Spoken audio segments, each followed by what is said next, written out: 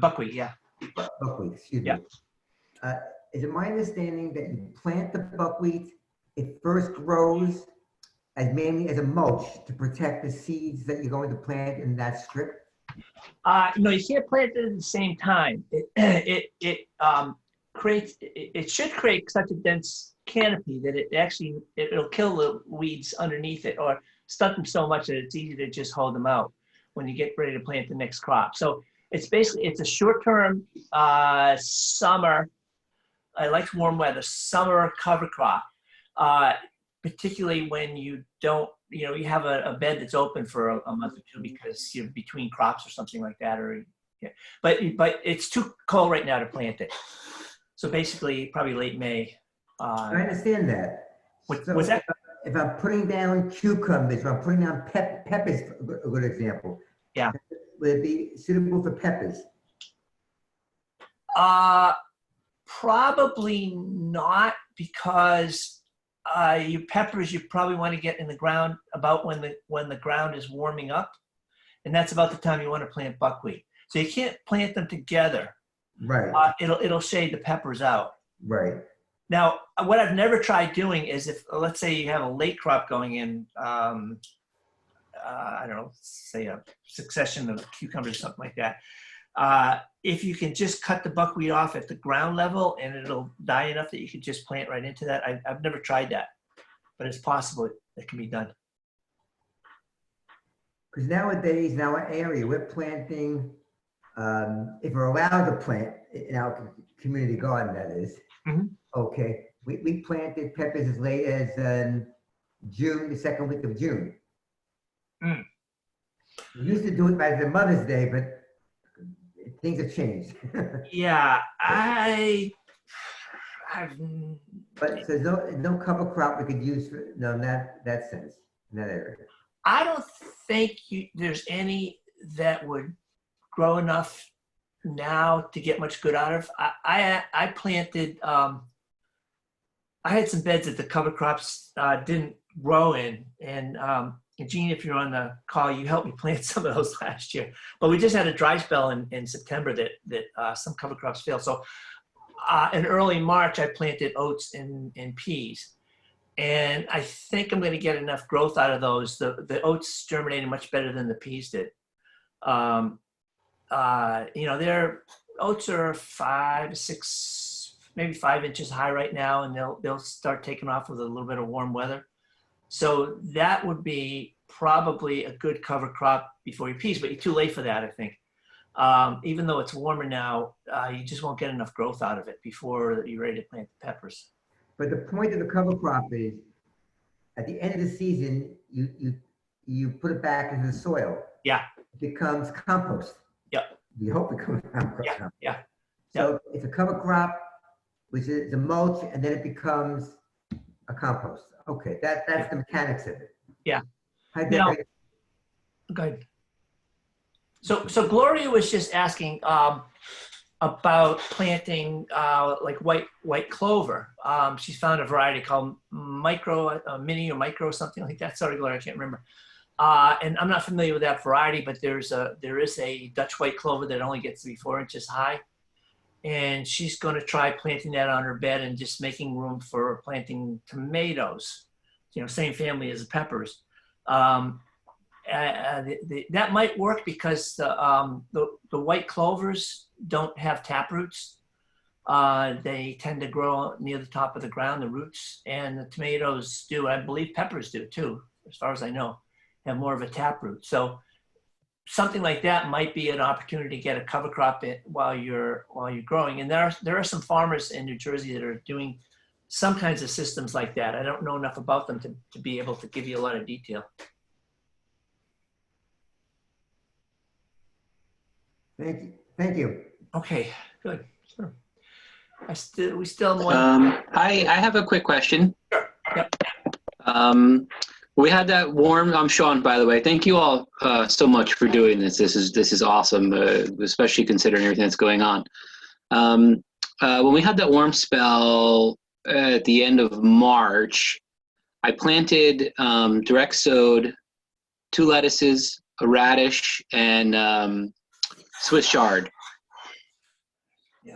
and I have some germination, but now we have probably the coldest night coming tonight. Should I just leave them, or should I try to cover them with something? I don't have any plastic or anything, so. Well, I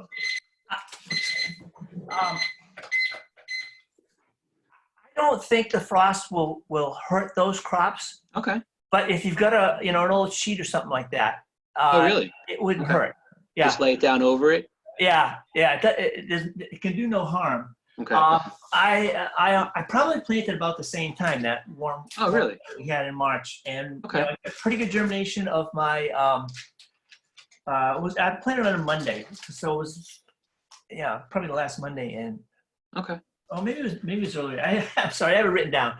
My diary is my best gardening book.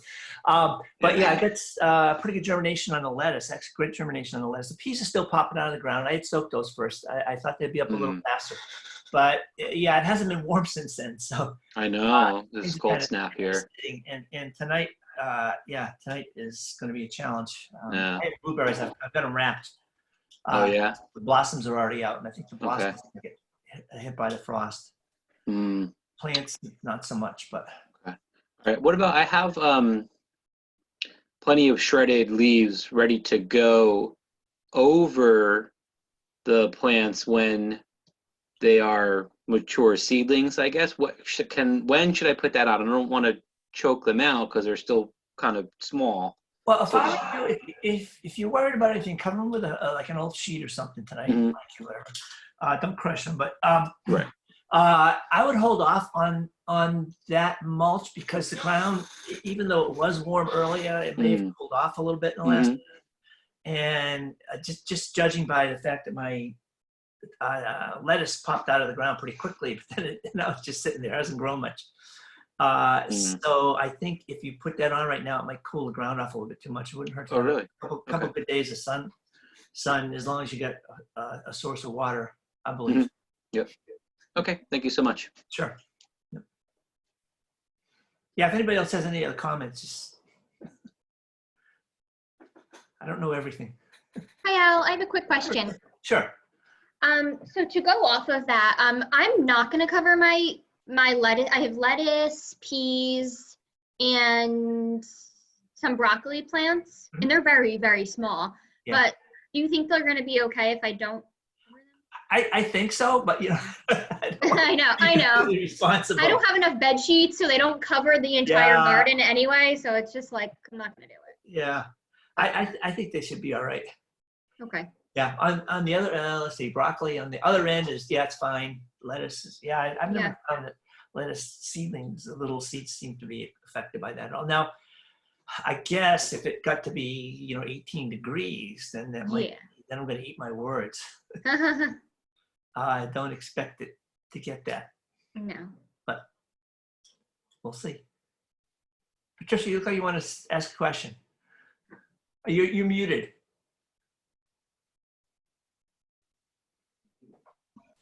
No, I'm just smiling, looking at the group. Okay, great. Yeah. Can I add something really quickly? Sure. For peas, I found that I started my peas in little cells and they grew so quickly. Like they took off so much. Now I planted them. I have my journal in front of me, but I don't know. I planted them maybe even like a month ago, but they haven't done anything now that they're in the ground. I don't think they've even grown at all. They've just like stopped. Well, I know it's been cold enough that there has been a lot of growth. But there should have been, it was kind of warm for a while, end of March, maybe early April. I don't remember exactly. But I know the last week has been pretty cold, so I haven't seen any growth. I'm just thinking my own peas. I soaked them. I planted them on Monday. It might have been the first Monday in April.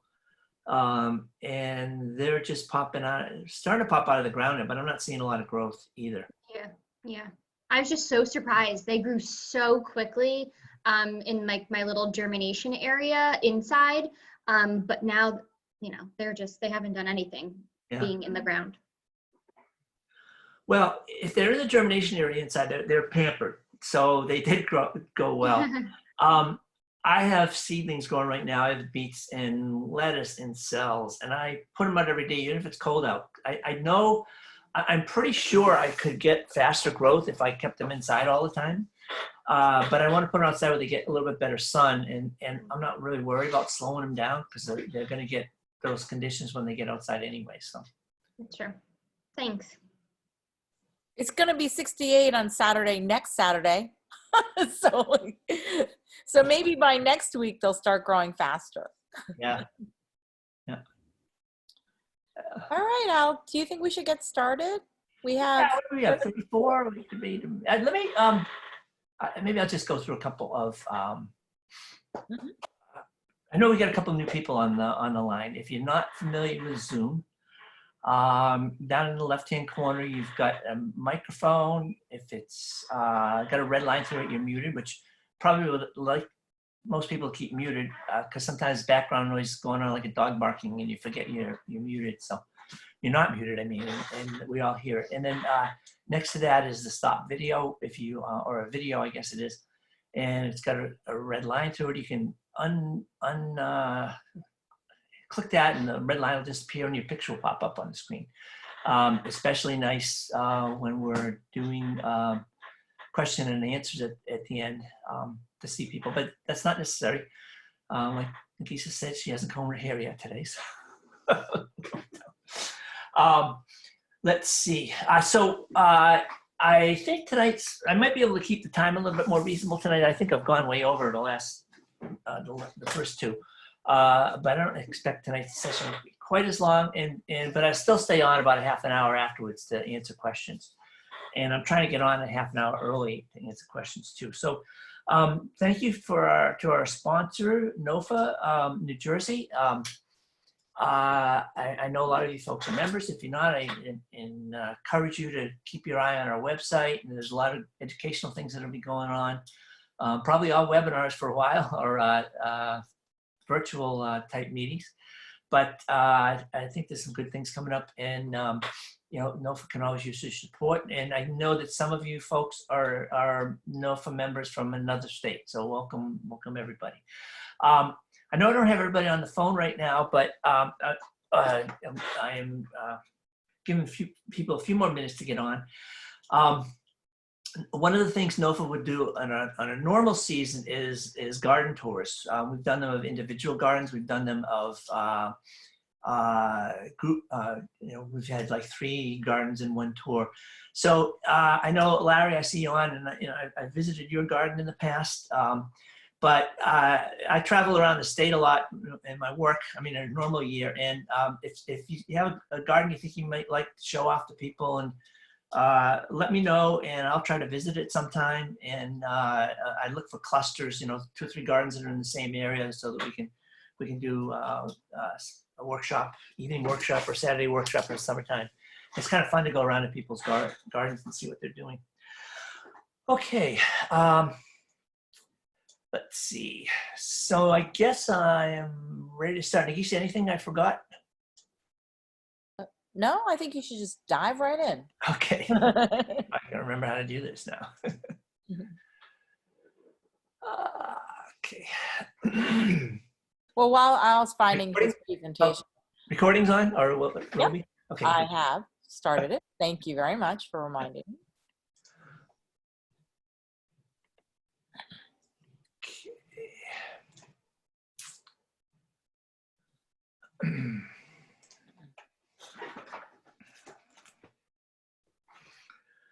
Okay, I think everybody can see the screen.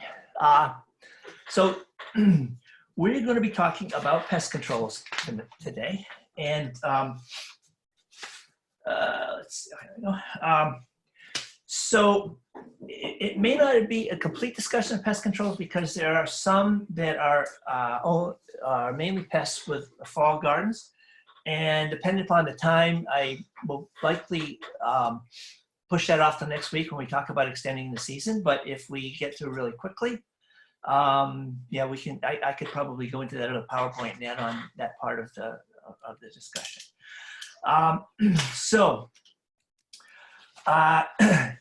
think everybody has the the handout. Nagisa, did the new people get a copy? Actually, that's a good point. I will send it to the new people. Okay. So for those of you that are new, there is an 8-page handout, and I think I'm only going to be referring to the last 2 pages. So you can make a note for yourself, and those are basically the resource pages. I think everything else we've talked about already, and I have to close the blind because the sun's in my eyes. Okay, thank you. So let's see, just to give you a little bit of an overview, if I can find my outline. Let's see. Okay, I'm going to talk about, first of all, some cultural controls and some preventive controls for pests. And the pests we'll be talking about will include insects, weeds, disease. I won't go into a lot of detail on disease, but I'll try to give you some resources that you can find more information. And then I will talk a little bit about critters. I'm going to on my outline, I've said 3 useful products. I'm actually going to talk about 4. One of them I'll get into more next week, but I pretty much, I have some products I buy for pests, but I really only 3 or 4 of them, and I don't think you need a whole big bunch, even though there's probably many that are organically approved that you can use, primarily made from bacteria or microbes or essential oils, you name it. Okay, so let's see. Okay, so basically what we're trying to do is grow healthy looking crops like this. And in some cases, I would say that I avoid my pest controls. I've somewhat given up.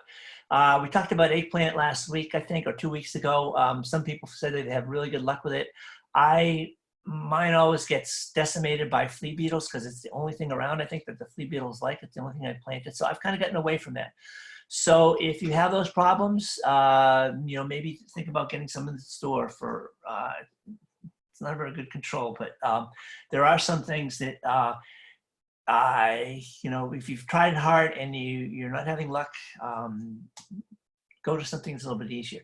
Okay, a couple of cultural issues. We talked about rotations. Basically, my garden's planted in 7 beds, and I rotate them from year to year. Even if you just have one small bed, you can still put things in a different spot, doesn't matter. But generally, the closer you are to where something was planted the year before, the more likely to have disease or insects that have laid their eggs in the ground that are going to come up. The other thing is timing of planting. This is a late crop of, well, it's turnips in the front. Turnips and brassica is what I'm trying to think. Broccoli in back of it. Basically, turnips will have a lot of insect problems if you plant them early, as will brassicas. The flea beetles love brassicas if you plant them early. So I plant other things early and I plant them late, and I don't have any problems. So the timing is key on that. And we are going to talk more about fall planting next week. Of course, just fencing things out, fencing the critters out. I'm not sure we really talked about this, and I am going to talk about critters. I know somebody on the call 2 weeks ago said they dug down 18 inches, I think, and extended the fence down, which is a way to keep out groundhogs. Groundhogs will climb, but it's not their first instinct. And easier than digging down 2 feet is actually to take your fencing and lay it flat on the ground. Secure it with what they call landscaping pins, which I think you can buy at most garden supply stores or nurseries or whatever, and you can just mow right over it. Basically, what the groundhog does is it comes up to the fence, it starts digging, it runs into wire. It'll try another place and another place, and sometimes that groundhog will give up, and sometimes it already knows how to climb, so it might go over the fence. But it's your first protection. Again, covering, I talked about row covers. This is Agribon 19, which I purchased from Johnny Selected Seeds. It's listed in your resources on either page 7 or 8.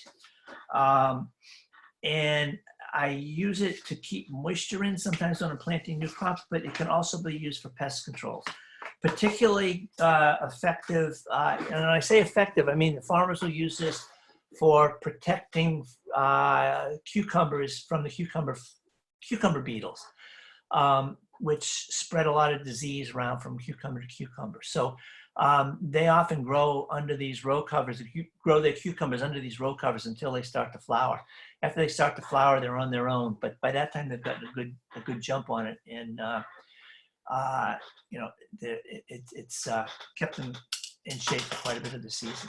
Okay, of course, we talked about using leaves for fertility, but it's also a mulch that'll keep the weeds down for a significant part of your season. And Sean, you know, you mentioned about having some shredded leaves all ready to go. It works great in the pathways, but you can put it around the plants too. Particularly if they're shredded, if they're you know, matted oak leaves, they can actually, water will have trouble penetrating them. But either leaves that are very brittle, or if you have an opportunity to shred them, that's fine too. Again, another type of mulch, which is straw or hay. We talked about some advantages, disadvantages of hay last week, at least on our questions. I think you asked them to me at the end of the session. I don't generally use black plastic. It's very effective for controlling weeds, although weeds will come out the individual holes.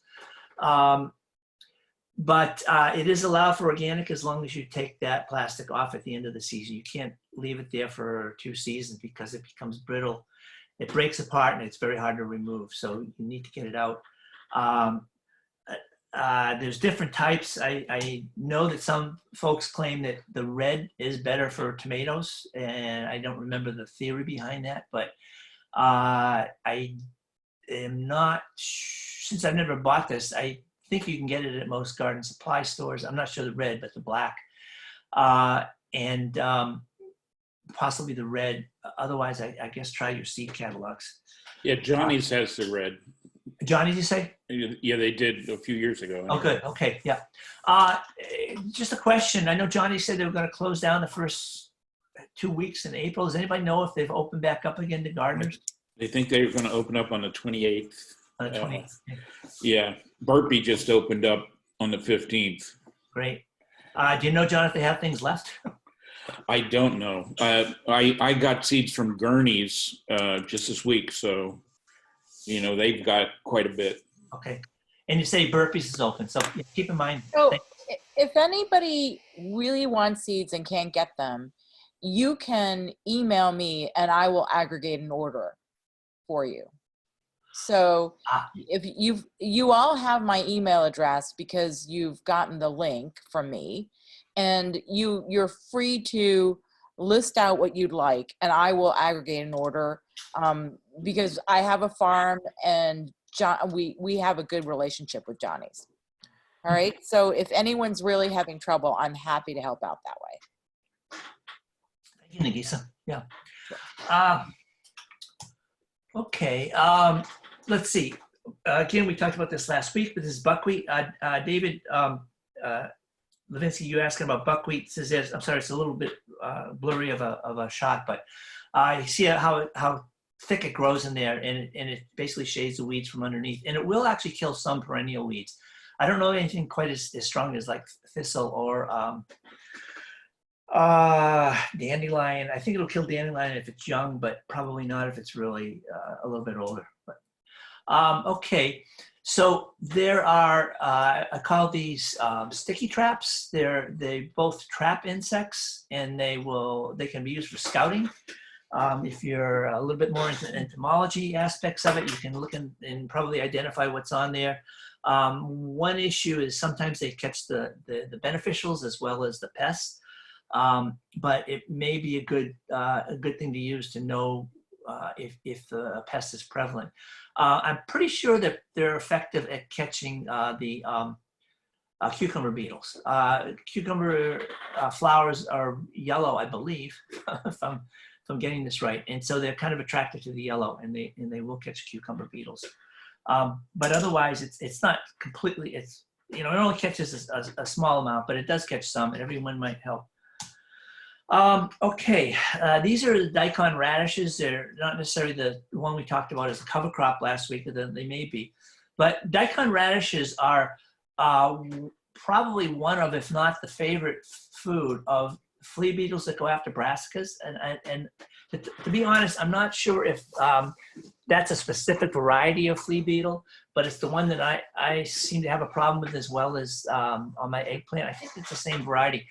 But this is their preferred food. So if you grow a couple in there, particularly if it's not real close to some of your other crops, it's quite often that the flea beetles will all stay on the Daikon radishes. I actually haven't tried that on myself, but there's been some research at Cornell that supports this. So it's worth a try, and it's kind of a cheap trap crop. But that whole concept, I want you to get that concept of trap crop. Sometimes something that's not as important to you, or the tops of the radishes, for instance, are not as important to you, and it may do a good job of aggregating your pests. The other concept is just interplanting. Marigolds, I believe these are marigolds, are one that people often interplant, and it has, not completely effective at keeping insects away, but I think probably the theory is more that it confuses insects' smell. These things have quite a bit more smell than some other vegetable crops, so that they can't find it. I don't know that there's any particular insecticide properties of this. So there are some insecticides such as pyrethrum that are made from flowers, but there's very specific varieties. Okay, and then there's the naturals, the predator, the beneficials, whatever you want to call them. Praying mantis. Last year I saw an awful lot of praying mantis, and they're cannibalistic. They'll eat each other, at least when they're small. The big ones will eat the small ones, but they do a real good job of eating a lot of insects. I believe aphids. Just they're non-specific. They'll eat about anything, so they start out pretty small. So if you see them, just let them go, let them be. In the fall, they'll lay their eggs, and their eggs are probably a log-looking cocoon that's usually about 3 inches long, and it has ridges to it. And I'm not giving a very good description, and I don't have a photo of it, but if you see anything that's close to that description in the fall, it's likely to be, or high probability that it's a praying mantis. So let them be. Let them be as best you can. Okay, attractants. This is Queen Anne's lace. We've all seen it before. I happen to have some that grows in a little corner of my garden that's what do you call it, an acute angle. I can't really grow anything in there. But Queen Anne's lace comes back year after year. It's a member of the umbelliferous family. I think I'm saying that right, which includes carrots and dill and parsnips is there's a bunch of other, lettuce is also in that family. If those crops that I mentioned went to seed, it would have these little flowers that look a little bit like this. But Queen Anne's lace has got the biggest flower, and it's a nectar source for beneficial wasps and probably other insects. Now, if you look carefully in there, you'll see a bunch of different insects, and I don't really know what they are. There's a bigger one here. There's a very little one there. A couple over here. I think there's, I really don't know what they are, but I do know that the beneficial wasps will use this as a nectar source. So basically, I'm attracting beneficial wasps in my garden. What the specific varieties of beneficial wasps, I just don't know. But that's not the point. I just want to have a system where I'm attracting things, it can't hurt. Okay, you should know what this is. If you don't, it's the larval stage of a ladybird beetle or ladybugs. It seems to be a little bit larger than the actual ladybug, but take a good picture of that in your mind. If you ever see it in your garden, you want to let it be. I believe this is the more voracious stage of the ladybird beetle, ladybugs. This does more eating, particularly of aphids and other small insects like that. Again, I can't stress enough to let it be. That's the adult stage, of course, and there are different types of ladybird beetles, and I don't know the difference between most of them. Any I see, I figure they're helping me out in some way or another. So I think any way you can encourage the birds. Lynn, talked about, I think, the sparrow that was caught in your downspout, and so.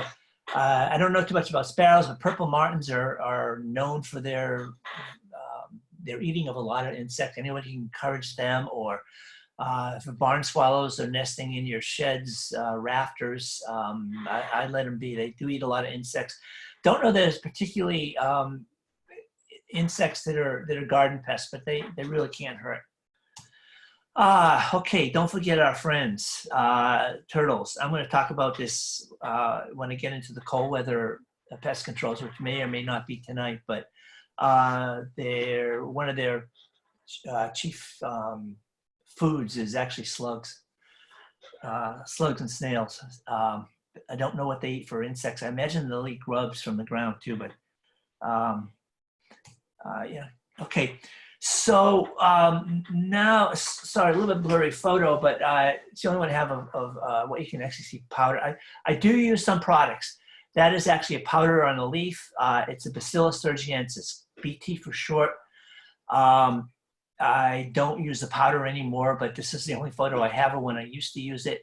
As you can see, there's some leaves there that are pretty bad shape, so I didn't use it soon enough. But it is effective for a lot of your the Lepidoptera family, which is the family of moth and I believe butterflies both, in the larval stage. It's a bacteria that'll affect their gut and it basically kills them. And these are fall brassicas, and I'll talk about those in a few minutes, the pests on those. Okay, so basically, so what do I have in my arsenal? You saw one thing I talked about, BT. There are a couple of sources of BT. Again, most of the seed catalogs, the seed catalogs will have them. Dipel is one, Thurgicide. There are some brands in those seed catalogs that are really meant to be farmer size. They're probably gallon concentrates or couple gallon concentrates. They're hundreds of dollars, but they usually, I know Johnny's particularly has some garden size. Dipel, I think, is one of the brands they sell. And okay, so that's number one. Number two is I have what I call spinosad. Its most common brand is called Monterey Garden insect spray. Spinosad is got an interesting history. It was some scientists found this mold or something growing in an old rum distillery, an abandoned rum distillery. I think it was in Jamaica, and he noticed something specific about it. He snuck some back into this country in the U.S. and found out that it had insecticidal properties. So that's where spinosad came from. And it's a broad spectrum killer. So basically, I don't recommend it, overuse of it, because it will kill beneficials. But I have some specific uses I use, and I rotate that with the BT. Let's see, my third product in my arsenal is called Safer Soap, and these are actually written in your handout. I think on either page 7 or 8. Okay, Safer Soap it's basically a soap. It's different from a detergent. I forget, it's more natural than a detergent, and I don't remember the difference, and don't think it matters right now. But it's effective on soft body insects. I don't have aphid problems very often, but when I do, I find that the Safer Soap is very effective. Basically, it kind of dissolves the outer layer of the soft-bodied insect, for the aphid in this particular case, and it causes it to dehydrate, I think, desiccate, whatever the term is. Now, if you do have aphids and you do use Safer Soap, it's good to wash the insects so that the aphids will die right there. So if you have a garden hose or something, come back a day or two later, spray them. You may not have killed all of them, but basically you will really knock the population down. And the last thing is a product called Sluggo. It's ferric phosphate. It's from a mine mineral. I don't know the process, but it's a favorite food of slugs, slugs and snails, I guess. So they will go after that, and I don't know how it kills them, but it does, and it's not toxic. There's been some talk about whether or not it's toxic for worms, but I use it in my pathways around my fall crops, and when I dig in those pathways the next spring, I've noticed a lot of earthworms. So I don't think it's I haven't seen any evidence of that toxicity towards earthworms. Okay, so I'm going to go through some kind of IDing some pests and pest damage, and then I am going to also give you a heads up on a reference that's in your handout. It's on page 7, kind of near the bottom, but not in the last section, second to last section. It's called the New England Vegetable Site for Info on Organic Pest Controls in Degree Days. I've got a website contact right there.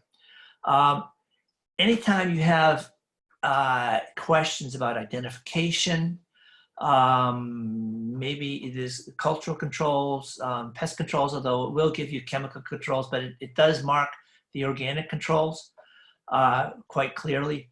I found them in that set. It's collaboration between all the New England states. I don't know that Rutgers is a cooperator in that. There are other things that Rutgers and Cornell cooperate on, which we'll get to a little bit later. Okay, basically this is just a leaf miner. It's on a tomato plant. I will find them also on spinach plants, and usually there'll be a bump in there somewhere, which is where the live insect is. I've never done anything more than squish them, and the damage is on tomatoes, particularly. Maybe they'll go after peppers. I'm not sure. I've had that problem, but is really minimal, and I really wouldn't worry much about it. Spinach, on the other hand, it can kind of damage the leaves, so you need to keep track of it, and they only last for about a week or two. So if you have some spinach with a little bit of damaged leaves, harvest them, pick out the bad spot, and keep up with the other ones. Try to get the insects when they're small, and they eventually go away in about a week. Okay, flea beetles. I talked about that a few times. This is actually, I believe it's a weed. It's a mustard, wild mustard. And it's another trap crop. I don't want to let my mustard grow because it is a weed, and you can see it's producing some seed there. But they like mustard. I don't know that they like them more than the Daikon radishes. I don't think so. But you can see the damage they'll do. They'll do that to eggplant. They'll do it to the brassica family in the spring.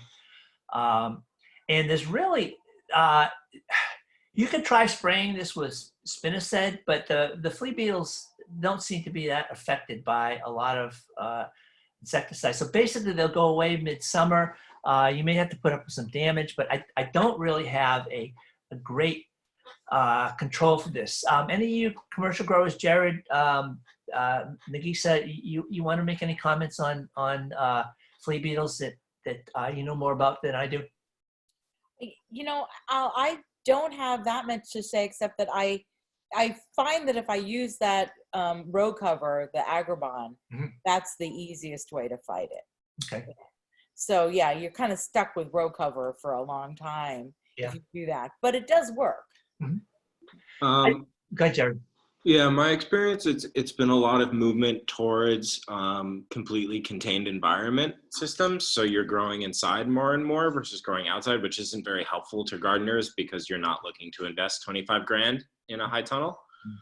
But Farmer's Friend offers a really good $1,800 or $3,000 option that could fit in someone's garden. But it's pairing a high tunnel or caterpillar tunnel or low tunnel with another layer And then also using that, so leveraging that infrastructure to grow, as you said, off season. So you grow 2 to 3 weeks earlier, so you beat the hatch. And then you additionally add 2 to 3 weeks of protection with row cover of some kind, whether it's agribon or frost cloth or shade cloth, whatever it may be. And then you back it up with spray.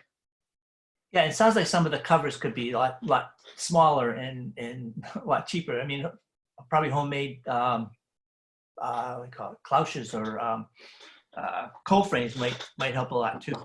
Absolutely. Yeah, it does. You don't have to spend that much money. Just that's, you know, if you're doing it scale, that's what you're doing. Anybody else? You know, since I don't have the magic bullet for Flea Beetles, if anybody else has got any comments, let's hear them. But it is one of the more difficult ones organically. Hello? Go ahead. Oh, this is Adaro. Sorry, my video's not up, but for Flea Beetle, some of the things that I found that have helped, I don't know if anyone has access to red leaf seeds. Sometimes it's called Amaranth or any sort of Amaranth. For some reason, Flea Beetle seems to love it. And last year, what I did was I experimented by growing some red leaf alongside with radishes, because I like to eat the tops of radishes. And then also what's called like sasai leaf, which is like a radish, just growing it for the leaves, seed. And when I grew the red leaf with that, the Flea Beetle attacked the red leaf to death, but left the radish tops completely alone because it preferred the red leaf over my radishes and my arugula and all the other things that the brassicas that it normally attacks. So my leaves were completely beautiful. So it was really helpful. So Dara, a question. If it is an amaranth plant, there's a wild amaranth called redroot pigweed actually, that grows. So was yours a seed that you purchased, or was it a weed? No, I actually got this from a professor. His name is Dr. Ayeni. He works over at Rutgers because they've been trying to produce their own red leaf seed. Red leaf is like, you can call it, the green version is callaloo. They have, it's called amaranto in Spanish. So every culture sort of eats some version of it. And so I was able to get seed from him because, like I said, Rutgers was trying to develop their own seed for it. You could also purchase it. I know last year you could purchase it through Baker Creek. Baker Creek Seeds, they also sold it, but I got free seed from him and I just tried it because I was going to grow it as a microgreen, but then the Flea Beetle loved it. And I was like, wow, this is a really good trap crop. Yeah, and it was pretty effective. There wasn't nearly the flea beetle population on your other crops? No, not at all. They attacked that red leaf. So what I did was I let the Flea Beetle attack it to death. And then because I'm thrifty, I actually uprooted the red leaf plant when the Flea Beetle had done its business and had gone away to wherever it goes. And the tops of the red leaf were still good. So I cooked those and ate them. Great. Yeah. I'll show a picture of amaranth, wild amaranth later. I'd like to know if it looks anything like that. But okay. Dara, before I forget, hang on the call afterwards, after we're done, because I have another comment about your compost question that you asked at the end of the session last week. Okay, thanks. I thought a little bit more about that. Okay, let's go into some of the pests now. Colorado potato beetle. I think we probably have, anybody who's grown potatoes has seen this before. This is the adult stage. Let's see, it goes through 3 or 4 nymph stages, all coming from these little seeds. If you see any Colorado potato beetles, the first ones in your garden, then check under the leaves because you'll see these little, they're cousins, they're waiting to hatch.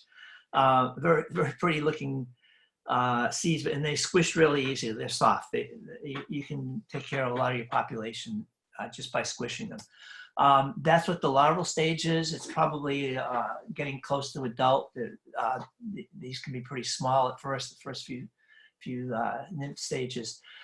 Again, they're ripe for hand picking because they're a slow moving insect. And if you don't have a big patch, I would say that would be your first bet. There is a BT that is effective on Colorado potato beetle. It's not the same BT that works well on the moth and the butterfly larva. There are different strains of BT, and I've never been able to find the potato one in less than like $100 or so bottle. And it's just, I don't grow that many potatoes to make that worth it. You could try your Spinach. Spinach is a ingested. Your Spinach, which I said is you're probably going to get the Monterey Garden Pest version. It's an ingestible insecticide, again, made from bacteria. So as the larva goes through and eats the leaves, it may kill it. I don't know how effective it is on, actually, I take that back. I did read last night that it's effective. I don't know how effective it is on potato beetles, but if you can keep after just by hand picking and squashing or throwing to your goldfish, whatever, I think they're all right for goldfish. I would try that. That's your main defense. Another pest is a potato leaf hopper. It'll kind of come on without really noticing. The leaves of the potatoes look fine. I have never done anything about these because they generally come on at the end of the season when most of the potato growth has already happened, but it will make the leaves look kind of sickly. I used to think it was just the fact that the potatoes are ready to be picked and they're dying, but and I can't even tell you exactly what it looks like. I just know this is what the damage looks like. Anybody have any comments about that? Again, it's not something I've ever done anything about, so or have any particular problems with the potato leafhopper or either of those potato pests, the potato beetle or the leafhopper. Okay. Striped cucumber beetle. It does not do a lot of physical damage on the cucumber. Matter of fact, it's got a cousin and they're both about the same. This is the spotted cucumber beetle. But what it does is it will I guess it's a sucking insect or piercing and sucking, and it will transmit disease from one plant to the other.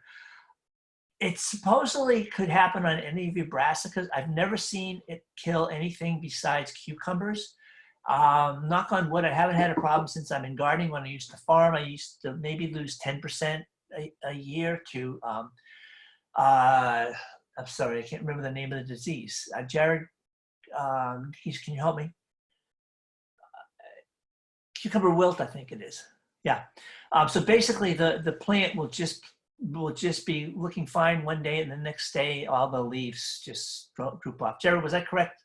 Is it cucumber wilt? You're on mute. Okay, I think we're all set. So the row covers that we saw earlier and the ones that Nagisa talked about is probably the most effective, the most effective control for this.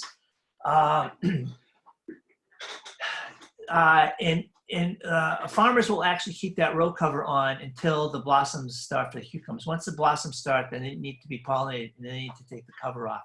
But it keeps them away for the first month and a half or whatever of the cucumber's life. So it gives it a really good start and much less likely to be affected or fewer infections. There's not a lot of effectiveness I've seen of any pest products, sprays or anything like that, organic sprays. But I will tell you one thing that you cannot catch those during the day, but if you go out at night, if you have I recommend getting a headlamp because it leaves you both hands. And you can examine the leaves. This does not happen to be a cucumber leaf, happens to be a kale leaf. But if you examine it at night, you can actually squish them. They don't fly away. Yeah, so another thing is cutworms. They will go after recent transplants. This happens to be a grass, I believe, but they'll do the same thing. They kind of wrap themselves around and they will chew through it. You don't often see them during the daytime. This is kind of I'm not sure that this was a staged photo. I have seen them in the daytime, but it's very seldom. They come out at night. So again, if I start losing a few plants, particularly a tomato plant or something like that, I'll go out at night and see if I can find them. Occasionally I can find them during the day, because during the day they'll dig a hole. And if you have some plants that have been cut off like this, and you see a hole near it, you can dig it. And about 50% of the time I can actually find the cutworm and destroy it. They don't seem to be very populous. You know, I don't think I've ever seen a huge infestation of them, but one cutworm can cut, you know, it depends how big the plants are, but it can cut through a plant a night. So it can be significant damage. Now, one other protection from cutworms is they don't climb up smooth surfaces. So as you're planting things like tomatoes or transplants, if you can have a paper cup or something like that that you surround the plant with, it'll stick it about 3 inches out of the ground. It'll go a long ways for protecting those plants. Okay. Squash vine borers, they mainly go after summer squashes. They don't go after the cucurbit family with the really small round stems like watermelon or cucumbers. And for some reason, winter squashes, I think most winter squashes, but I certainly know butternuts are resistant to them. I'm not sure what makes them resistant to them, because they have similar stems to summer squashes, but they are. So basically the adult, and I can't tell you what the adult looks like, but it will lay its eggs at the base of a summer squash plant. Those eggs hatch and they burrow into the stem, and then they'll start eating their way up the stem. These guys have probably been in there for a while. Now, if you see this damage, you might see some of the leaves start to wilt. But if you look in the lower hand part of the screen, you see how the stem does not look healthy. So that's kind of collapsing on itself. So the first thing I would do is take a knife and slit the stem parallel to the way the stem is growing. If you slit it perpendicular to the way a stem is growing, you're breaking all the, I guess you call them vascular cells or whatever, that are bringing nutrients and moisture to the plant, and probably, you know, exchanging for whatever the plant's picking up from photosynthesis. But if you slit it parallel to the way the plant's growing, you're doing a minimum amount of damage. You're doing some damage, but you can often find these guys growing inside. Just take them out and destroy them. Let's see, I think, whoops, okay. Other things I've tried with varying amounts of success. Garlic is it has insecticidal properties, and it also has repellent properties. It's not a great insecticide because it repels.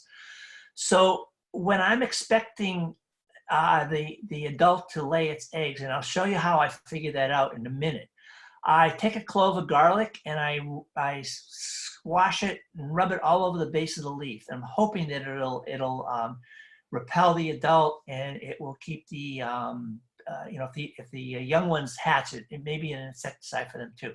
Now, never been any scientific studies on this. I've just done it for a couple of years. It actually worked. It's been effective for me, but I don't know if it's been effective or I just got lucky.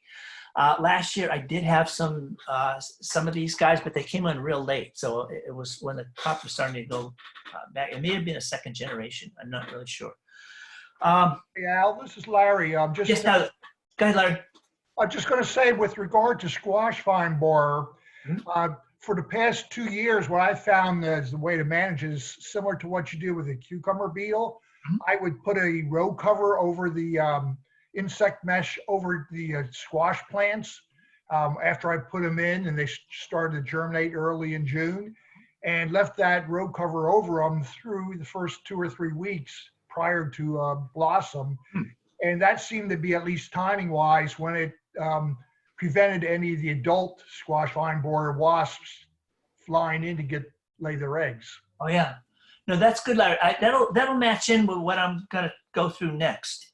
You think that was what, early June to mid or late June you kept it on? It was probably, I planted the seeds early June once the soil has warmed.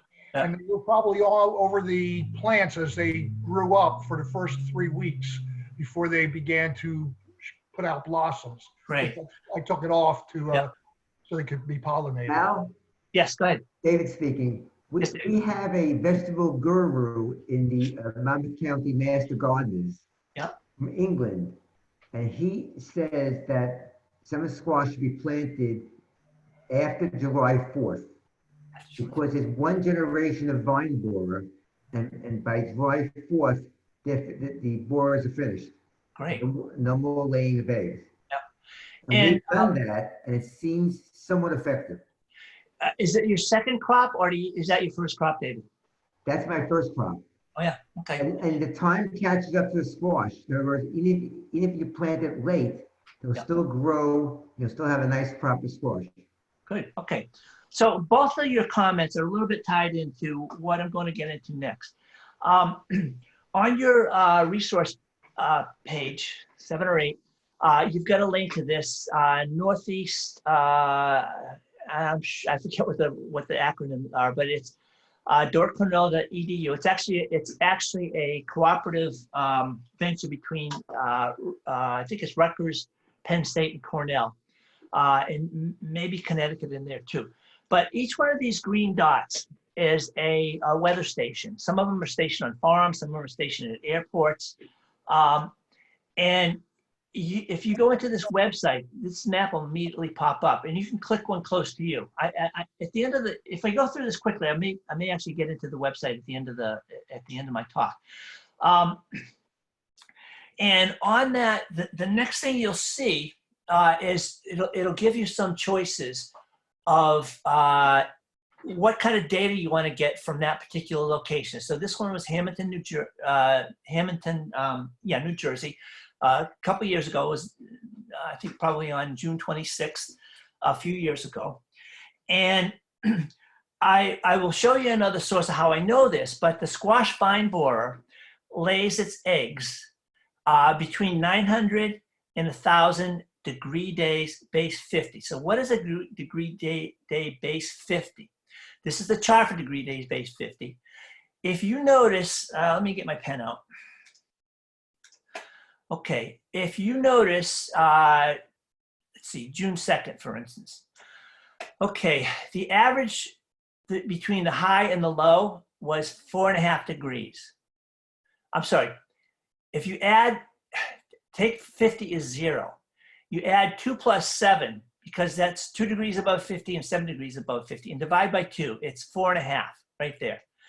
So the degree day summary, which has been keeping track of these degree days since the beginning of the year, it's adding 4.5 degree days onto what the summary was yesterday.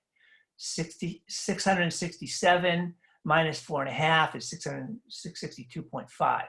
So if you can use this, like David, when you mentioned planting in 1st of July, that's probably true. But according to this, I probably could have planted anytime after around the end of June, and I would have been past that cycle for the squash vine borer. I don't think it's a hard and fast rule about July 4th. Yeah, well, at that time. Yeah, and there's probably a little variation for the vine borer. Again, it's not that hard to use, and I'll actually go through it. I might go through it if there's a question at the end of the course. At the end of the class. Now, how did I know that it's between 900 and 1,000 degree days that the squash vine borer lays its eggs? Well, I haven't found a good one of these for Rutgers, but I've found one from the University of Wisconsin. And on your resource page, on page 7, I just said Google degree days for common fruit and vegetable insect pests, and this will pop up, University of Wisconsin. So what does the University of Wisconsin, which is a really cold climate, have to do with here? Well, it's going by degree days, so it really doesn't matter what the climate is. And I'm going to go one page down, because we were talking about my example with the squash vine borer. Okay, here it is, the squash vine borer. Base temperature 50 degrees. So remember I said it was degree days on base 50. egg laying at 900 to 1,000 degree days. Or this is what I really like about this Wisconsin, it's chicory is in full bloom. Now, I don't know your botany skills. I think of chicory as something that looks a little bit like a dandelion leaf, but the flowers are much different.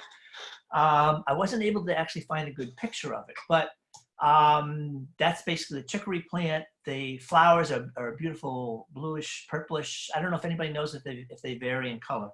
But I was able to pull a picture of the chicory flower, but I had to get a drawing of the actual plant itself.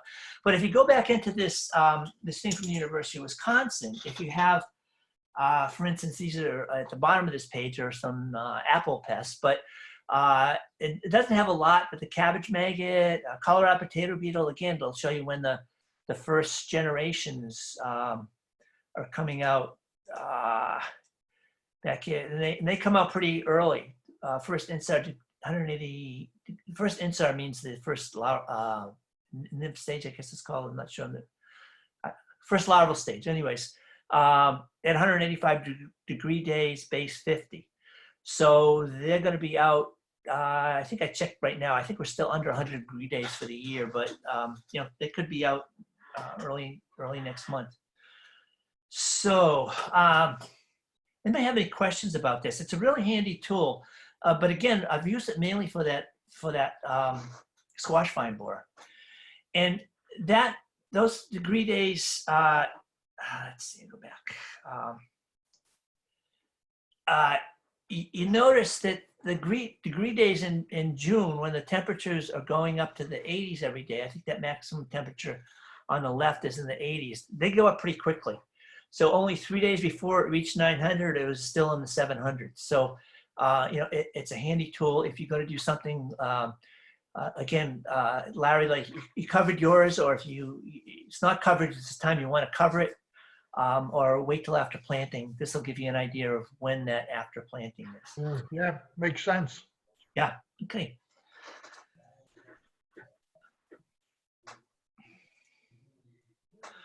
Okay, back to the squash vine borer. If you do have some damage, and it does not hurt to cover more of the stem with soil, because if that stem is kept moist and buried, it will actually start to produce more roots, which will make up for the damage that have been done by the vine borers that you cut out.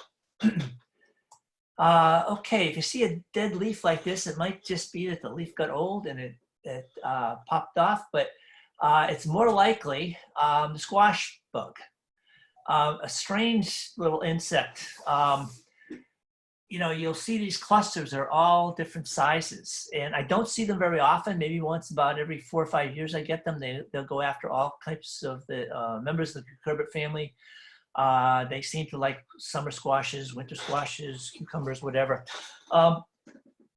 This is one thing that I don't feel at all bad about using spinosad on, which again is an ingestible poison for them. It's a bacterial poison, because they all cluster. And so I'm not worried about like spraying the whole patch. I just want to spray that little area right here. It kills most of them. There's probably a few that don't get killed, but there's not enough left anymore to do any damage. They're slow moving. You could probably squish a lot of them if you're into that. I don't know if they make good goldfish feed or not. No idea. Anybody else have any comments about the squash pests we just talked about? I think that's the squash bug, and they have a copper color egg underneath the leaves too. Oh yeah, I think usually diagonally in formation. Some of guideline. I was just going to say, if you can be diligent, when you see the first sign of squash bugs, you can nick a lot of them in the bud, if you will, by squishing those eggs as well. So they look a little bit like the Colorado potato beetle egg, don't they? Except they're a little more elongated. Well, they're more of a copper color, and usually in a diagonal formation. Okay, thank you. Underneath underneath the leaves. Yeah. Go ahead. I have a question about, I've had these last year, and I found them, my garden is like small enough that I was able to hand kill a lot of them. But similar to this, I saw this and I'm not sure if you're going to discuss it or not, but it was like a cottony type bug. It was white and it looked like a little thing of cotton almost. Yeah, that's probably the Adelgid. I think that's the right term for it. I have not had a problem with that in the garden. It is soft-bodied as far as I know, Marissa, so I think that the safer soap would be the first thing I would try. They tend to be, I know there's a lot of trees that have those, I think some kind of spruce trees or something. But it may be a different, like there's the aphids that go after brassicas, like broccoli or whatever. I'm told it's a different variety than the aphids that go after other things. So it might be the same with these Adelgids. But a couple, there's something that looks a little bit similar, except it's not white. So I don't think it's the same thing. I think it's the next insect. So see if that may be the same thing. Were there enough that you could just squish them, or were they really? I did, but I found them on my zinnia flowers, and then I think I had some squash by those as well. So I found some on there, and then I found that they also jumped on over to some echinacea plants that I have. So like, I think I was able to keep them at bay because my plants ended up healthy, but I was just wondering if you had any advice of how to not hand squish things. Maybe. Yeah, I think I just used like neem oil and everything. And you tried it, you say? Yeah, I tried, I put in the chat thing that I tried neem oil, cold pressed neem oil, because I did some research about how that could be beneficial to, I don't know, like making sure that the plant bounces back. And I don't know if it bounced back because of that or because of other stuff, but. Okay, thanks. Yeah, I guess neem oil will be fine. I don't, I actually have a bottle. I never use it, but yeah, either that or try to safer soap. And Nagisa, I can't. I'm not concentrating on the chats at all. So if any questions come up in the chat, just let me know. Yeah, I will. Okay, thanks. Okay. Sean said he has a question. What's that? Sean said he has a question. Sure, he didn't put it in the chat. So. Do you want to read it to me? No, he didn't write it down. So. Oh, okay. Go ahead, Sean. So, yeah, I just encourage everyone, if you have a question, to chime in. Okay. Yeah, that was my question about what to do with the weather tonight, and it's snowing here in Kingwood, so. Oh man. This cold snap is hitting. But I think we'll be okay. All right. Yeah, as long as there's no tomatoes in the ground. Okay, so this is the Mexican bean beetle. It's again, it's some years I see it, some years I don't. I don't plant a lot of beans. And the adult stage, I don't think the adult stage is the one that does as much damage as this is the larval stage. Marissa, this is not what your white. I think you said your thing was white, which I thought was an Adelgid. Yeah, no, mine was more of like this. It looked like almost like a little white cottony thing. Yeah. Yeah. I don't know. I was able to hand kill it, but it really was kind of gross. Okay. Yeah. Yeah, thank you, because I've never had a problem with that. And I'm not even positive I've identified it right, but I probably have. Again, go to that link I have from UMass. They have all kinds of identification in there. It's a huge website, so this, whatever you need, it's in there. This is the larval stage. I think this is the stage that does the most damage. It's a really easy stage to kill because it's basically just a slow-growing insect. And as Larry mentioned with the bean beetle, again, it's eggs. I'm sorry, with the squash bug, its eggs are on the underside of the leaves. You can easily squish them, and a lot of these eggs seem to look the same. But if you start noticing adults or some of the larval stage, there's probably a lot more that are behind it, and it's fairly effective just controlling it by hand. Again, if it doesn't, I would try the one that they ingest. The BT won't do any good, as far as I know, but the spinosad would. And I don't know if the safer soap might work on the larval stage because it's soft-bodied. It's possible. I've never tried it, but it won't work at that stage. that's a hard beetle shell, and it's not going to desiccate that at all. So you could try. Okay, our friends, the same insects. If it's on a tobacco plant, they call it the tobacco hornworm. A tomato plant, they call it the tomato hornworm. Start out as little hornworm, and they can eat a lot of leaves in one day. If you go to your tomato patch and you suddenly think, hey, there's a lot of leaves missing there, you've likely got one of these. So there's the, they're slow growing. You can take them up, you can squash them, but when they get to this stage, there's always that decision has to be made, because if you wait a couple of days, you almost always will see this. This is the same insect. It's not the same photo. That's really the same insect, but this is a tomato hornworm on which a parasitizing wasp has laid its eggs, and it basically kills the hornworm in a couple of days. So if you get to the stage where the thing is really big and I'd like to kill it, yeah, you might be saving some leaves and you might be doing the best thing, but you might be losing the opportunity to grow a lot more of the predatory wasp that you want to keep a good supply of. So again, it's a decision. I don't know of any other way. It is a big moth, so probably spraying the tomatoes with BT would work, but it would be a lot of spray. And these guys get to be so big, I don't know how much you have to ingest in order to affect it. So look for the damage, look for the leaves that are missing. It can actually almost eat a whole branch. And then they're pretty easy to spot after that, and either kill it or wait a few days and hope this happens. There are other borers. This one happens to be on corn. It's corn. It's not the corn earworm. It's corn vine borer. I don't grow much corn. I haven't grown corn in a while because I figure it takes up a lot of space and don't get that much of it. And so it's a hard one to grow organically because of the critters like these. The eggs for this, if you do happen to grow corn, the eggs for this are laid on the surface of the corn stalk. It could be here. I'm not finding any eggs, but that's basically where they are.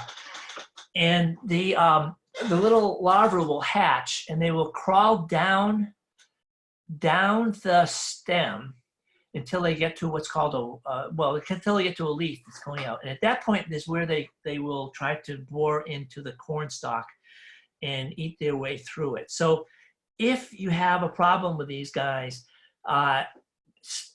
spraying BT into the place where the leaf comes out from the corn stalk, a couple places could be effective. There used to be pelletized a granular BT. I think it's probably just on some inert substance or possibly some kind of grain. That if you sprinkle that in that leaf crotch, I guess I'll call it, the larvae will eat that stuff and actually die. But I haven't seen that sold commercially recently.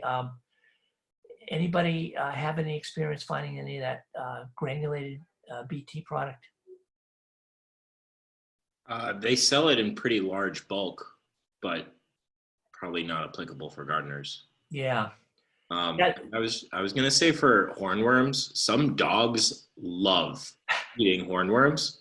So if you have a well-trained dog you trust not to pee on your beds, there are great videos online of dogs running around just picking off hornworms right off the vines. Just another great opportunity to give your dog some protein. Great, thanks. Okay, earworms are more common. The process here is the adult, which is I can't remember, butterfly or moth, will lay its eggs on the tip of the ear, where the silk goes into the husk, and the eggs will hatch there and they'll crawl down and start eating the corn. So spraying BT into the tip of the corn ear can provide some control. If we think that spinosad would do the same thing, though I haven't ever tried that. It's a little bit hard. You have to go through each each ear. So if you're growing a large variety, there are special tools that are made for this. And I think one of them is called the, I forget its name, but it's sold by Johnny's, something emulator or, yeah, sorry. But if you look at the Johnny's catalog, I believe they still sell it. It basically has a little stem on it that you can actually get into the ear a little bit better than you could with just a regular spray bottle. But again, you know, I know a bunch of farmers sell their corn at the market. They say the corn is, you know, $5 a dozen and the worms are for free. So they can easily be picked off. They usually don't do too much damage beyond the tip. But I'll leave that up to you whether you want to try any other controls. Cabbage worms. This is, I believe, this is the cabbage. I think it's called the imported cabbage worm. But there are other similar pests. There's a cabbage looper. There's another type of cabbage worm, which I can't remember the name of right off the top of my head, but they basically are all part of that Lepidoptera family, which BT will affect and actually, you know, pretty well kill them. Now, I'll repeat this many times, but I only grow my brassicas. They go after brassicas. I can't think of any other crop that they'll go after. Cabbage is probably their favorite, but they'll go after broccoli. They'll lay their eggs, and the broccoli heads can be full of these things, these little worms. So this is the only crop that I spray regularly. I will, every week to 10 days, I will spray my brassicas with a BT, and then the next time I'll do it with a spinosad, because I don't want them to be to build up a resistance to, you know, just one pest control, and that seems to take care of them pretty well. And I can vouch for that because sometimes I forget to write down on the calendar when I did it, and then I start to see these worms. So again, it's the only thing I regularly spray, even before I see a problem. Here's what's, you know, what the damage looks like. Yeah, and as I said, they can get into the broccoli heads, and any member of this family they'll go after. Okay, this is our friend. It's the black swallowtail butterfly larva, and it goes. It's in this particular case, it's called the carrot worm because it loves carrots. It loves a whole member of that family, which includes Queen Anne's lace. Because it's a beautiful butterfly, I try to be a little bit tolerant. And because I also have Queen Anne's lace growing, if I see a few of these, I'll pick them off and I'll put them over on the Queen Anne's lace. It may have done a little bit of damage, but there are years when they're all over the place. In that case, I need to go through and either hand pick them, or if you have a large patch, which they tend to come in on later planted carrots, then the BT is effective for them because they are a member of that family. And again, if I had to do it a lot, I might alternate BT and the spinosad.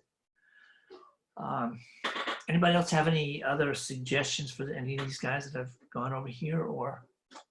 I have one suggestion for the swallowtail because my kids love seeing the butterflies. I find that if I plant dill and I have a sufficient amount of dill, it likes the dill more than it likes the carrots. I had none of them on my carrots last year when I did that, and I had a ton of it on my dill. And so I let the kids just see the swallowtail on the dill. Now, the bad part about that is if you really like dill, then you won't get any dill. I had to buy dill, but I still had beautiful carrots. So I don't know what to say, but that's what helped me last year. Thanks, Daryl. Okay, diseases. There could probably be a whole class given on diseases. I'm just going to run through some of the more common ones, and basically your rotations and your pruning are as effective as anything. This is, let's see, it's late blight. Yeah, late blight on tomatoes. It starts out as a spot, and it will grow out from that one spot. It splashes up from the soil course, if you rotate, that helps, but it seems to be in the soil no matter where you are. If you prune the lower leaves, it may help slow it down. But it's always going to come on sooner or later throughout the season. So sometimes it'll come on worse than others. But generally, there's usually top growth that will keeps green and it's doing fine. The lower leaves seem to suffer the most, but I don't think it has a big effect on its production. Now, this is early blight. I think I got those right. I get early and late mixed up. Completely different look. It does not have those brown spots. It looks like, I don't know, just like it's like the plant is oozing. Much more serious. It'll kill the whole plant. It infects the leaves. It infects the fruit. And it basically, you can keep harvesting parts of the plant that have not been affected, but you're not going to get much more growth out of them. Luckily, it only is a problem in New Jersey and basically the Northeast, every 10 years or so. But when it does hit, it's very, very destructive. Now, whether our changing climate is going to affect this, the incidences happen, I don't know. But if you see this, I would not take these to the, well, actually, I guess you can take them to the compost pile because it only overwinters on live plants. But it will affect this whole family, the nightshade family, the peppers, tomatoes, potatoes, same family. So you want to make sure you get the whole plant out, the roots. I mean, the tomato roots are not going to grow a plant back, but potatoes could. So if you're growing potatoes, make sure you don't leave any of the little potatoes in the ground because this disease could overwinter on that and start infecting the garden next year. I believe it generally comes up from the south, and but it spreads pretty quickly once it's established. I think it was probably about 10 years ago that we had an infestation, so we may be due for another one. But there's not anything that, even chemically, that I know of that can be done about this. It's just, but basically, try to keep a memory of this. If you ever see anything like it and it's starting to spread, maybe look it up on some of the resources you have. If you find it to be late blight, I'm sorry. I better check this out. I'm going to shrink my screen for a minute. Because if I get those names wrong, late blight. Okay, I got it right. That it's devastating. Some of your mildews will affect your cucurbit plants, particularly your squashes and your melons, and these are probably all going to come in and affect the leaves by the end of the season. And if you can keep it at bay, that's great. Now, I plant winter squashes, and I only plant one variety of winter squashes, and the butternuts, because I found that the butternut seems to be a little bit more resistant to the powdery mildews. And if butternut squash gets powdery mildew, the plants are a little bit more strong, I guess, for still producing good fruit. I've seen other squashes, Hubbards, and some others that once this comes in, it kind of doesn't really ruin the fruit, but it doesn't grow anymore. So I used to grow a lot more varieties of winter squashes. I actually come from New England, and we have less problem with powdery mildew up there. So it was actually a better environment for growing winter squashes. But if you knew, I would stick with the butternuts if you want to grow winter squash. Pumpkins are quite resistant too. So if you have some pie pumpkins that are edible.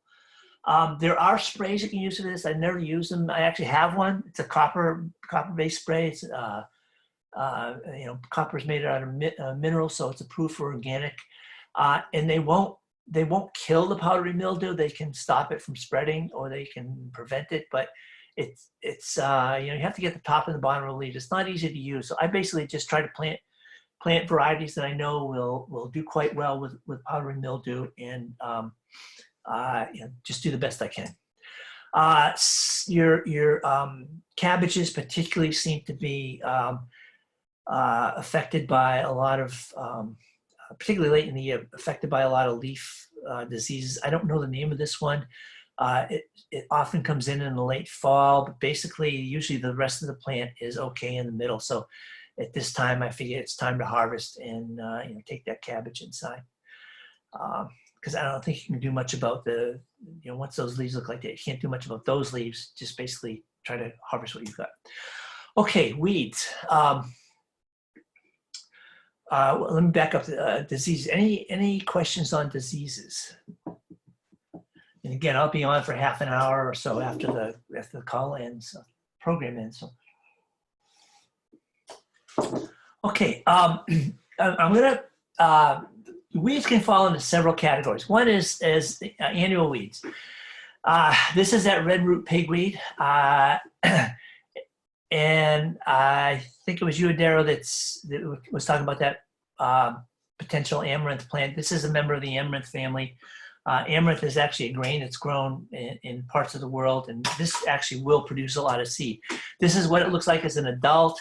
On the right, it's probably not quite mature, but on the left, this is what the seed head looks like. There's hundreds of thousands, there can be hundreds of thousands of seed, or over 100,000 seeds, I guess, in one plant. So you don't want it to get to that stage because you'll have a lot of problem in the future years. But it's an annual, so it's fairly easy to get, you know, pulling that out of the ground when it's that small will prevent it from getting like that.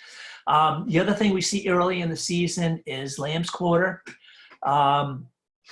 I don't know why they call it Lambsquarter. I wish there was something I could remember to tell you to make you remember how to identify it. But again, it's an annual.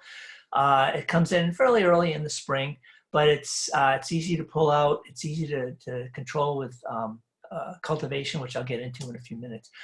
So here's basically my, I call it my arsenal, my tools for controlling weeds.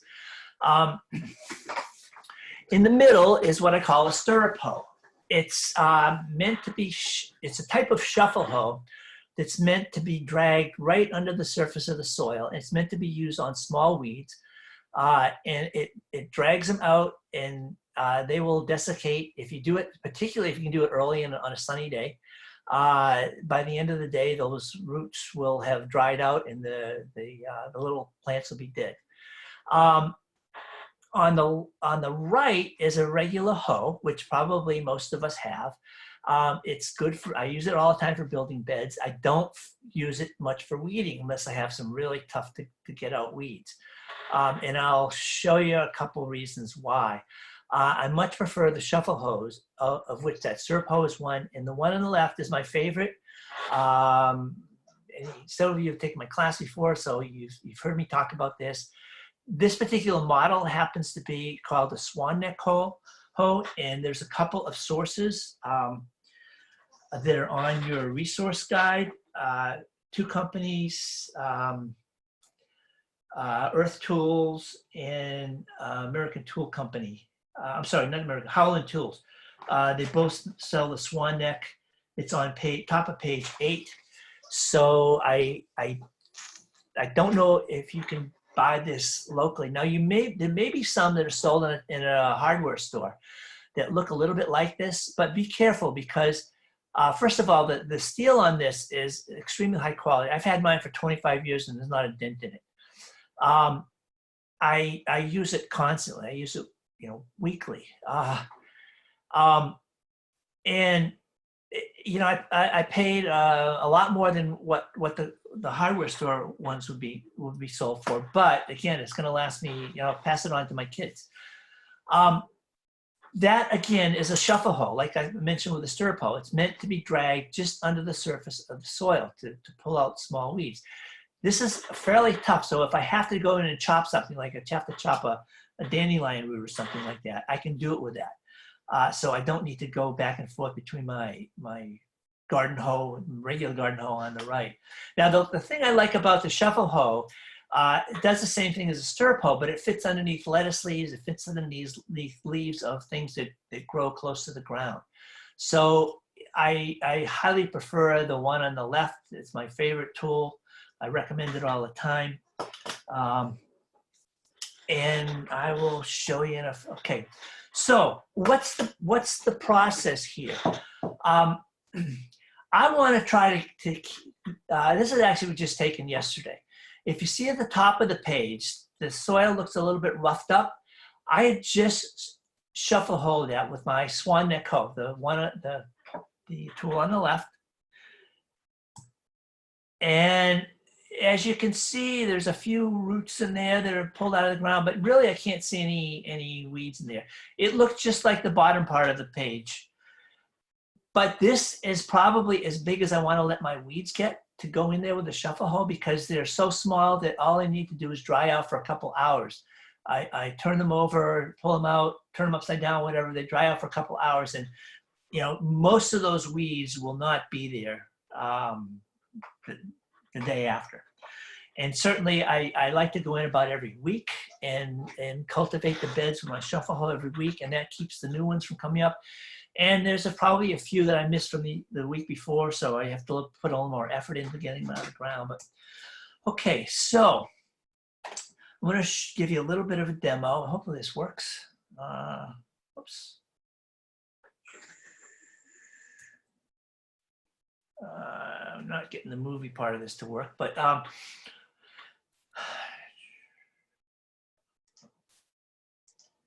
I can't do it. Okay, this was intended to be a movie, but this is a regular hoe, regular garden hoe, which we saw back in those three tools. It's the one on the right, and it's meant to chop. So if you can see the blade right here, it's at a 45-degree angle to the soil. So basically, my way of chopping, I have to lift this up each time I take a chop. And notice my back, I'm bent over. If I did this for a long period of time, I would get really tired. So the shuffle hoe, on the other hand, and again, this was supposed to be a movie, whether or not it'll, oops, nope, it's not working. Whatever, okay, I can't. I'm not gonna be able to show you. The shuffle hoe, if you notice that blade, it's not exactly perpendicular to the ground. I'm sorry, parallel to the ground, but it's close to parallel. And all I'm doing is moving it through the soil, pulling it through the soil. And if I followed this shaft up, and again, I can't get the movie to go, so I'm not gonna be able to show you then. I'm standing up straight, but my top hand, the thumb is sticking up. So if I put my thumb down on that top hand, it's gonna force me to bend over, and my blade is no longer gonna be parallel to the soil surface. And I'm gonna be putting more strain on my back. So these shuffle hoes, always remember to stick your thumb up. There's another good variety of them. It's called a collinear hoe. It's sold by Johnny Selected Seeds. It was developed by Elliot Coleman, who's written some really good gardening books. I like this one a little bit better. It's a little bit stronger blade, although the one that Johnny's, one of the varieties that Johnny sells, you can replace the blade. But again, this blade is I think it's actually 30 years old. And I've never had a problem with it. It's going to last another 30 years at least. Okay, I want to go through a couple other annual weeds. Purslane, I can go through this with my shuffle hoe. A lot of times I come back the next week and the plant is laying on the surface of the ground, but it still seems alive. Purslane is actually an edible, not really an herb, but these leaves are edible. They're actually a delicacy in some cultures. So you can pick them and put them into your salads, but you don't want them to take over the ground. They can form a pretty dense mat, hard for seeds to go through, whatever. But yeah, again, my caution is that they can reroot really easily, and they can seem to stay on top of the ground for a long time before they actually desiccate. Another common one in New Jersey, I think it's maybe more common in South Jersey, Gallon Soga. The name's not important, but if you recognize it, just be careful. It's just be cautious. It's an annual, so you can control it fairly well with one of the shuffle hose. You wouldn't want it to get to this stage for two reasons. One, it may be too big for the shuffle hose. You'd have to go in and hand pull it. And the other is it produces seed in about 4 or 5 weeks. So it will just plant the next generation. So make sure you can control that. Another common one is wood sorrel. It looks a little bit like a clover leaf, except it's heart-shaped. And I say this is an annual, which can be cultivated, but you know, sometimes I have this in places where, like for instance, my strawberries, which is a perennial bed, and I pull it. It seems like it keeps coming back again. So I think it propagates by the roots. I think it'll grow by the roots. But if you get it when it's young, you can usually just get it with a shuffle hoe. If it gets established in a place where you can't really get a hoe in, you may have to pick and try to get as much of the root out as you can. Some of your grasses, I plant grasses for cover crops, but some I don't. I believe this is a type of foxtail.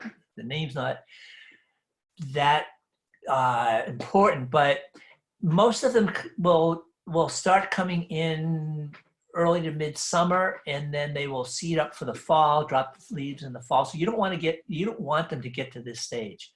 They're pretty easy to get with your hoe, your shuffle hoe, or even if you have to use a digging hoe to get them out of the ground, because they can have extensive root systems if you don't get them right away. But again, get them early. They're annuals.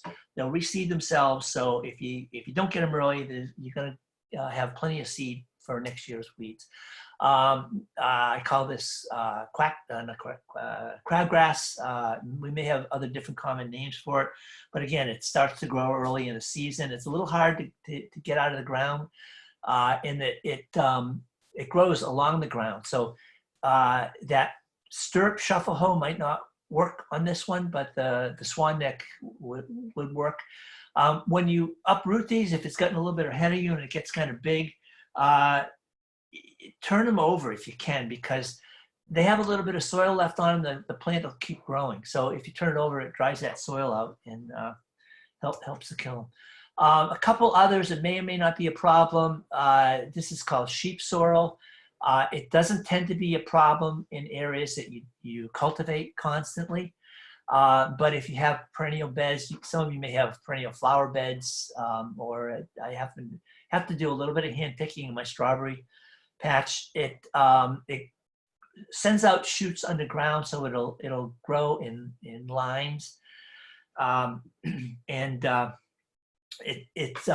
if you kind of have to hand pick this if it gets in some of your perennial beds, but you can grab it low, just below where you see the crop coming out of the ground, and you can usually get quite a bit of the root out. I don't think it's possible to completely eradicate it in most cases, but if you just keep pulling that and pulling as much of the root out as you can, you really can keep it under control. You don't want it to get to this stage. This is the same plant, but this is the flowering stage, which is going to produce seed. So make sure you don't let it get to that stage, because you're just going to be infesting yourself for the next year. Chickweed is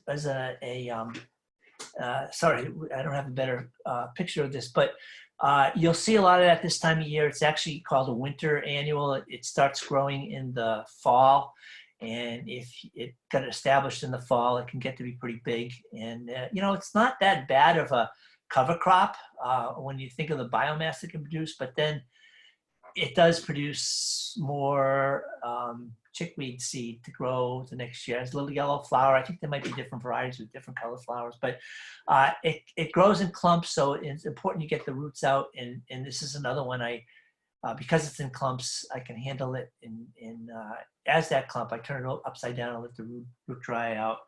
So if you just uproot it and leave it as is, it can reroot itself. There's other either winter annuals or possibly perennials that I recommend doing a little bit of hand work on. I have a lot of wild onions. They're not wild garlic, wild onions. I think people call them both. They're not a real bad pest, but if you let them go, they form these clumps that nothing else will grow in. So I have this little device at the bottom. It's a tool.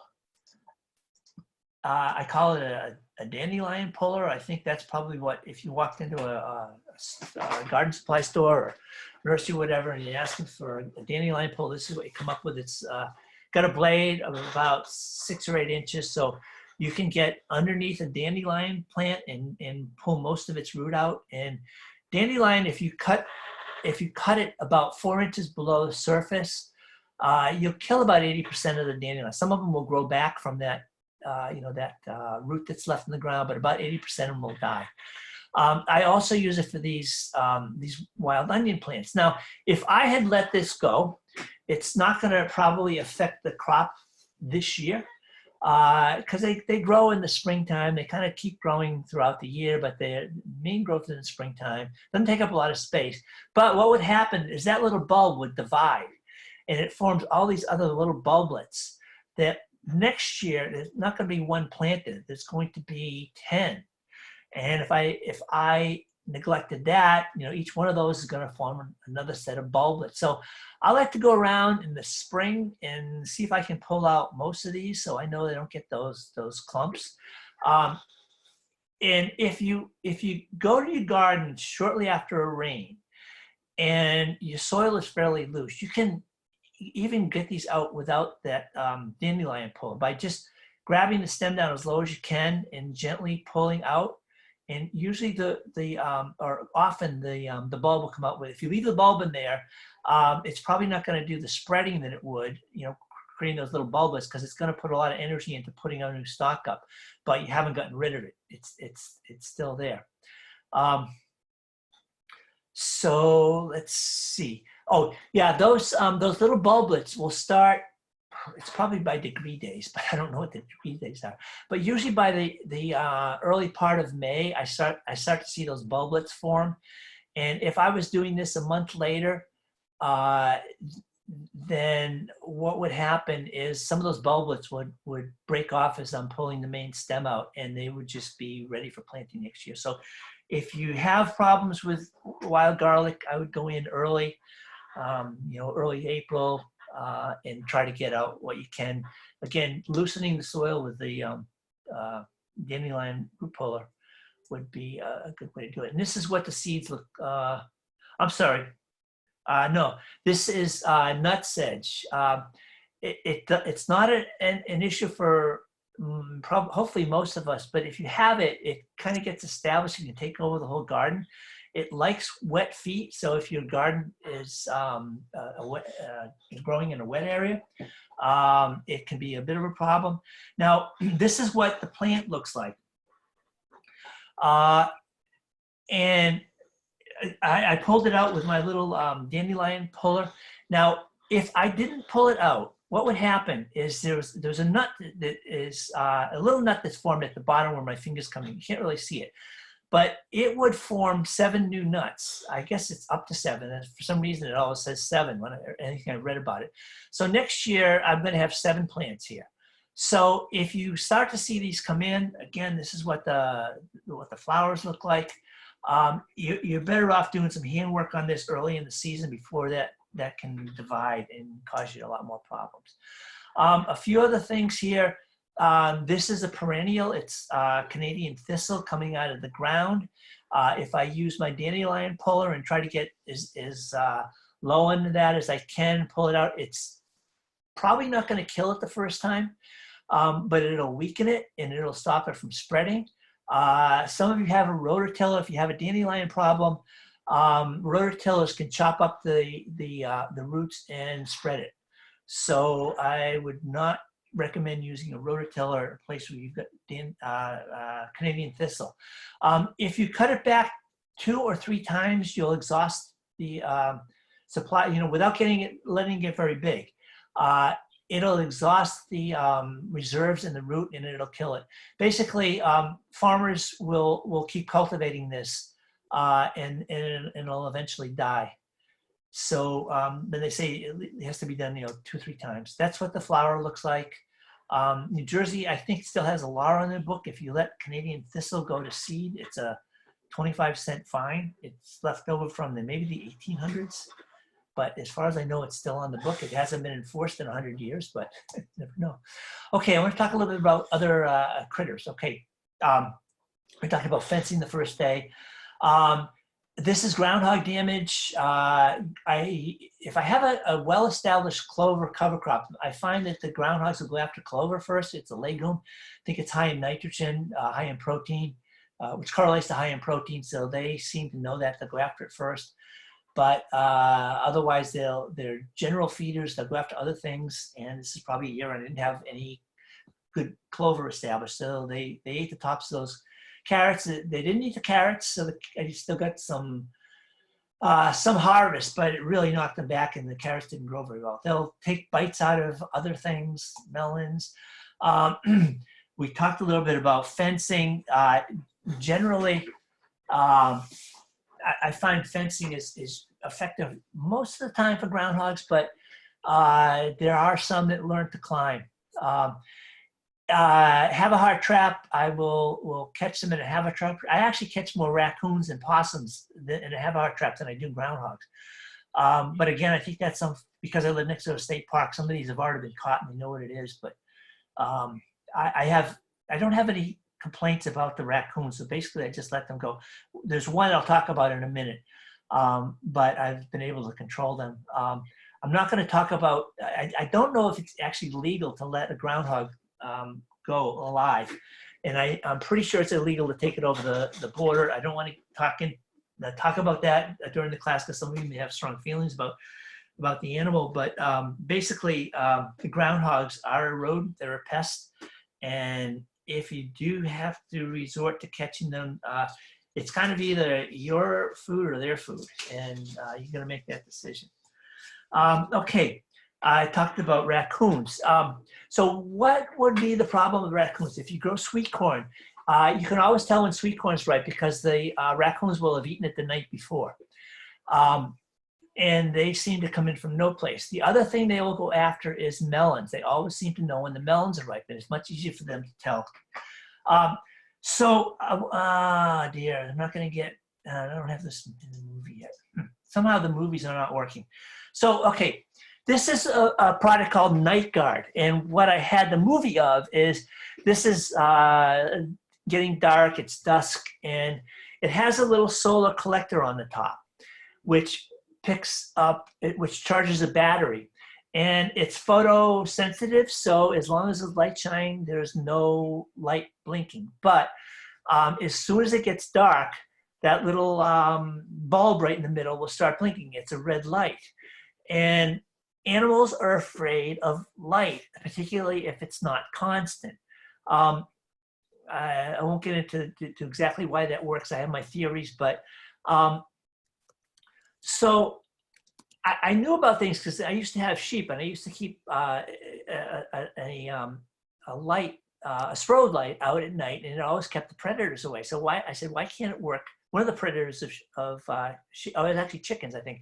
One of the predators of chickens is raccoons, and I never had a problem. So I started putting this out 2 years ago in the middle of the melon season, and I already had raccoon damage on the first 3 or 4 melons that came in.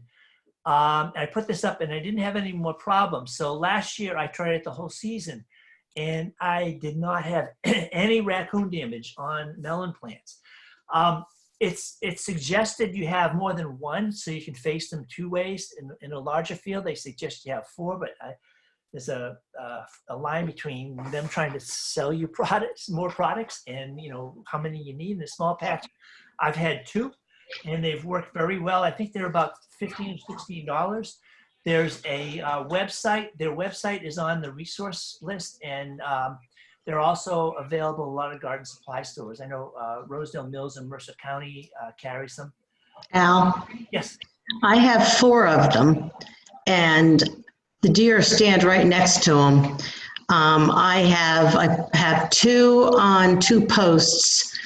So I have 4 of them, 2 posts, and every 2 weeks I move the posts. Ah. And because I read the suggestions and whatever, and I can't speak for the other critters, but I know for the deer, they just kind of laugh at it. Yeah, I hadn't thought of it as obviously deer do feed at night. It no effect at all on groundhogs, for instance, because groundhogs are day feeders. They'll feed Yeah, 4 I times a can't. day. Yeah, I can't speak about the other critters, but I know because we have heavy deer in our area, and it doesn't work on the deer at all. And I had bought at the same time, I bought them for 2 community gardens that we have in our community. And it was just a good donation to Night Guard for deer. Yeah. Okay. So thanks, Patricia. I hadn't thought about it for deer, but apparently it doesn't work. But It doesn't work. Yeah. The only thing I've tried it on is raccoons. I mean, probably other things too. It probably keeps foxes away or whatever. But I don't have a problem with foxes. But I used to when I had chickens. Yes. So and it did work for that or a similar device. But again, it's I don't have a big melon patch, but I probably got a dozen last year, and I hardly ever get anywhere. Near that. Yes, go ahead. We're almost a half an hour over, so I think we should try and wrap it up because we're starting to lose folks. I am about at the end. Okay, very good. Okay. Yeah, chipmunks. I got a few more critters here to go. I hate to say this, the chipmunks are so cute, but if they get into the garden, sometimes they will actually make their nests right there. And the only way I've ever been able to do it is I have to trap them. There may be some have-a-heart traps that'll work their size. They don't eat peanut butter like mice do, but if you put peanuts on here, they do collect peanuts and take them down to their nest. If you see them, you try to get them early because they actually do have 2 litters a year. So they can multiply really quickly. Last year, I saw some chipmunks, not in the garden, but right next to it for the first time in about 7 or 8 years. And within a week, I saw a large black snake and kept seeing it off and on for a couple weeks. And I never saw another chipmunk. So, okay, I think this is the last one, Nagisa. Voles. What's a vole? It's a mouse-like looking animal. They burrow, make their burrows in the ground, and so they can make it right in the garden. They can often make it right outside the garden and move in and out. And they tend to move in what I call runs. So they will kind of eat their way through the root vegetation, and then that becomes their pathway. So they're kind of easy to identify, and sometimes you can actually find the burrow. So what you need to do to control voles is take just a regular sized mouse trap, drill a hole in it and put a fairly large nail in it, 12 penny, if you know what that means, 16 penny, which is even larger. And the only reason you're doing that is to keep it in place. And you find those runs, and I like to put a couple of pieces of wood on the side so that they stay in the runs. And you don't bait them, you just set them. So the voles will come in from one side or the other, and it'll just snap them. And basically it's an immediate kill. If you happen to find the burrow where it goes into the ground, you can put one of these facing into the burrow at the entrance to the burrow, and again it'll kill them almost immediately. I had a problem one year. Actually, I used to use netting for strawberries, and I actually killed a black snake. It got tangled up in it. And that year, I paid the price because that was my predator for voles. And that year, I ended up having to kill 17 voles, and I didn't know how to handle them at the time. I had to do the research on this, but by the time of the 17th one, I didn't have any more problem. But you can see how quickly they can get out of control. This is just a little bit of credit. Some of these photos were taken off the Extension Service website, so I just want to give a little credit here to some of these photos may or may not be in here. Okay, Nagisa, I think that's it. Yeah, well, thank you very much, Al. That was great. Yeah, I'm sorry I talked over again. Yeah, no, it's great. I think there were a lot of questions, so that's good. Okay, great. Let me unshare. So I'm going to stop the recording.